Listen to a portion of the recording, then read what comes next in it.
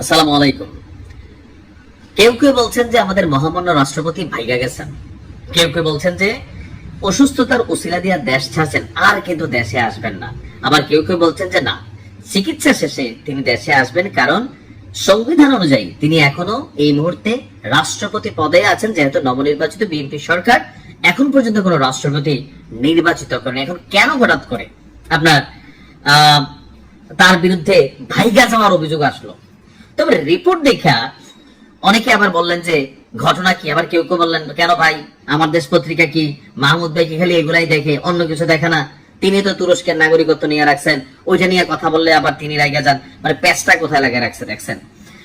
মাহমুদ ভাই তিনি বেসিক্যালি আওয়ামী লীগের বিরুদ্ধে খুবই সোচ্চার একজন ব্যক্তিত্ব, অনলাইন অফলাইন। এখন তার পত্রিকা আছে আমার দেশ। আমার দেশ পত্রিকার রিপোর্টটা হচ্ছে, আমিও কয়েকদিন আগে একটা নিউজ দিয়েছি যে রাষ্ট্রপতি তিনি অসুস্থ, তার হার্টে ব্লক ছিল, রিং পরানো হয়েছে, তিনি অসুস্থ। তো চিকিৎসার জন্য এই মুহূর্তে যুক্তরাজ্যে অবস্থান করছেন রাষ্ট্রপতি মোহাম্মদ শাহাবুদ্দিন চুপ্পু।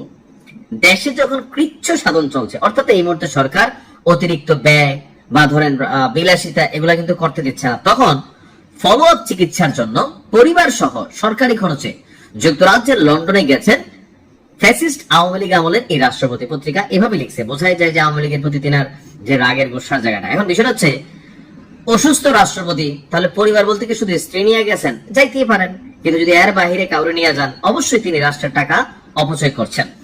সেখানে প্রথমে ওঠেন বিলাসবহুল হোটেল হিলটনে। এখন যদি বাংলাদেশের রাষ্ট্রপতি অতীতেও যে কোনো সরকারের সময় হোটেল হিলটনে উঠে থাকে অথবা ভিআইপি হোটেলগুলোতে ওঠে, তাহলে সেই হিসাবে তিনিও উঠছেন, ফাইন। এখন রাষ্ট্র থেকে যদি বাজেট থাকে কম, তিনি ওঠেন যে দামি হোটেলে, তাইলে আবার অন্যায়। এরপর তিনি ওই হোটেলে 2 দিন অবস্থানের পর গিয়েছেন ক্যামব্রিজে। হোটেল ক্যামব্রিজের নিউ মার্কেট এলাকার বিলাসবহুল রিসোর্ট ব্র্যাডফোর্ড লজে লন্ডন হাই কমিশন সূত্রে তিনি এই তথ্যগুলা তার পত্রিকা দিয়েছেন। আর ক্যামব্রিজ বিশ্ববিদ্যালয় হাসপাতালে হৃদরোগের ফলো আপ চিকিৎসা নেন রাষ্ট্রপতি এবং তার স্ত্রী রেবেকা সুলতানা। এখন চিকিৎসা শেষে বৃহস্পতিবার আবার তিনি লন্ডনে ফিরেন, কিন্তু আমরা জানি গত কয়েকদিন আগে পত্রিকা নিউজ ছিল তার হার্টে ব্লক ছিল, ফলো আপ না। লন্ডন হাই কমিশনের কর্মকর্তা বলছেন শুক্রবার তারা জুমার নামাজ পড়ার প্রস্তুতি নিলেও হঠাৎ শপিং এর জন্য বের হন রাষ্ট্রপতি। তাকে প্রটোকল দিতে গিয়ে অনেকে আবার জুমার নামাজও আদায় করতে পারেনি। যুক্তরাজ্যে অবস্থানরত রাষ্ট্রপতির প্রটোকল এবং মুভমেন্টের জন্য হাই কমিশনের পক্ষ থেকে 7টি বিলাসবহুল গাড়ি ভাড়া করা হয়েছে। এসব গাড়ি নিয়ে ইচ্ছেমতো ঘুরে বেড়াচ্ছেন রাষ্ট্রপতির সফর সঙ্গীরা। প্রশ্ন উঠেছে, চিকিৎসার জন্য এসে তিনি পুরোদমে শপিং এবং দলবল নিয়ে বেড়াচ্ছেন কিভাবে, এটা প্রশ্ন। এখান থেকে আসলে অনেকে বলছেন যে আপনার যে তিনি আসলে ভাইগা গেছেন, তিনি আর আসবেন না। বাট আমার কাছে মনে হয় না যে তিনি আসবেন না, যেহেতু তিনি এখনো বাংলাদেশের রাষ্ট্রপতি। সো সেই ক্ষেত্রে তিনি সরকারি বা ব্যক্তিগত চিকিৎসার জন্য গিয়েছেন, তো আবার ফিরে আসবেন। এখন অনেকে বলছেন যে রাষ্ট্রপতির 9 দিনের বিলাসবহুল সফরে 2 ডজনের মতন সফর সঙ্গী যে বিপুল ব্যয় ইতিমধ্যে সরকারি পর্যায়ে প্রশ্ন তৈরি করেছে।